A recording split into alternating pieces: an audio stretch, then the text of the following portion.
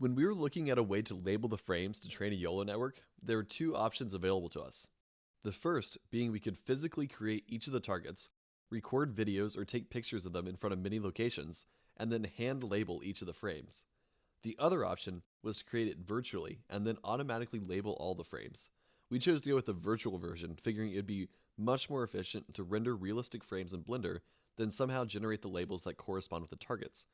So this guide only needs to be followed if you want to modify the model we've created or train it on different backgrounds and improve it beyond the current scope. Results may be better, but harder to achieve outside of Blender.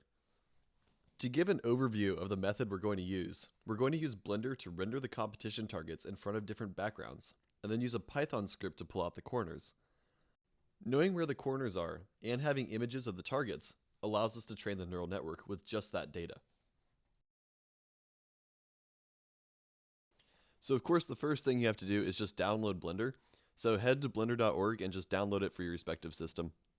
So jumping into Blender here, we're going to start in the scripting demo project.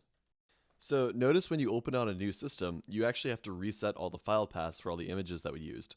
So the first thing we want to do is set the texture path for the target.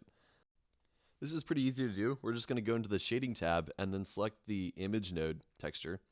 And then we're going to click on that, go to our textures folder, and then just select the one that corresponds with the target. So all the mapping and everything should be done for you. So once you select it, it'll just pop right on the target. So the next thing you need to set up is your file paths. So this is going to be where it gets videos and where it renders to. So you can see in this graphic that we have this folder within Train Your Own YOLO, which you should have access to. And that has two folders within it. It's called videos and renders. So the videos are going to be the videos that you actually put in as backgrounds behind your target. So you can throw videos in the folder and then they will just pop out the other side and it'll run through each one and just put that behind. And I think that's makes it really convenient when you use the script. The other one here is called renders. So this is your outputs. So for each render set that you have, we created a new folder like script render 1, script render 2, script render 3, so that you can just save your old ones, and that's often useful because sometimes they have things that you want to reuse. And then within each one of those folders, you have images and masks.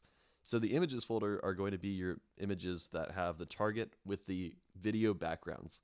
Your mask folders are going to be the target in front of black backgrounds, and the only thing that'll be in front of the black background will be like dots on the corners. So you can use these masks to easily like pull out where the target dots are, and then we can run that in the neural network. So having both of these is really important. So in this script, the main thing you have to change is your working directory, and that references your animation data folder. So the file paths beneath it just reference your video and render directories. So the only thing you have to change should be the render directories, and if you do new renders, you just need to set your script render 1 to script render 2 to script render 3. To see the prints here, you have to run Blender from your terminal, so you can just look up how to do that on your system. So then we have some counters initialized, we have our PNG setting here, and then right at the bottom we have maybe the most important setting, which is run render. And depending on what that's going to be, is it's actually going to run through all the frames and all the videos you give it. And so if it's set to false, it's not really going to do much. If you set it to true, it might run for hours. So make sure you save the project file before messing with run render. So next up we have these settings here, max depth and min depth, and that just means the target can only go that far away from the camera and that close to the camera. And next, these lines define where the plane can be. So when you modify where the plane rotation is, that means the target can actually scoot all the way to the end of the plane, defined by your max and min depth. This just makes it a bit more dynamic, so you don't have to set up actual angles. You can just move the planes to wherever you want it to go. You also need to make sure that this one variable here is referencing the right name of your target. So you'll see on the right side we have diamond target, square target, triangle target. Make sure that just says whatever target you're trying to render. We also need to go over what's on the right here. So when you actually start rendering targets, you need to make sure that all the other targets are off besides the one you want to render. So right here, we're going to change the active target to the triangle target. So that involves turning off all the square targets sliders and then turning on all of the triangle target sliders. And you can see in the viewport, now we're looking at the triangle target. But you'll notice we have a problem. This target doesn't have a texture. So we're just going to go back into the shading tab here and then just set the texture.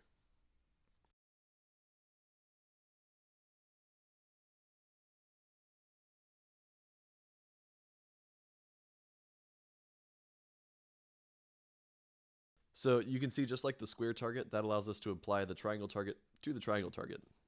So we can go into camera view here, and now you can see that the target is in front of a pink background, and that should be set up and ready to go. The pink background is actually fine in this case. So since now we're using the triangular target, we're going to modify the square target here to make sure that says triangular target. So make sure the script references the right target. So one thing we need to go over is how does the script actually work? So the actions actually happen in the compositing layer. So the two main red nodes to the side are your video layer and your viewport layer. So we send output from the viewport layer into this alpha over, and then we send the images to the same alpha over. So that puts the viewport layer in front of the image layer. So the next thing we do is take this black layer down here, and this is a totally new sort of node group, and we put that behind the viewport layer. So if we change this factor here, we can fade between the mask layer and the video layer.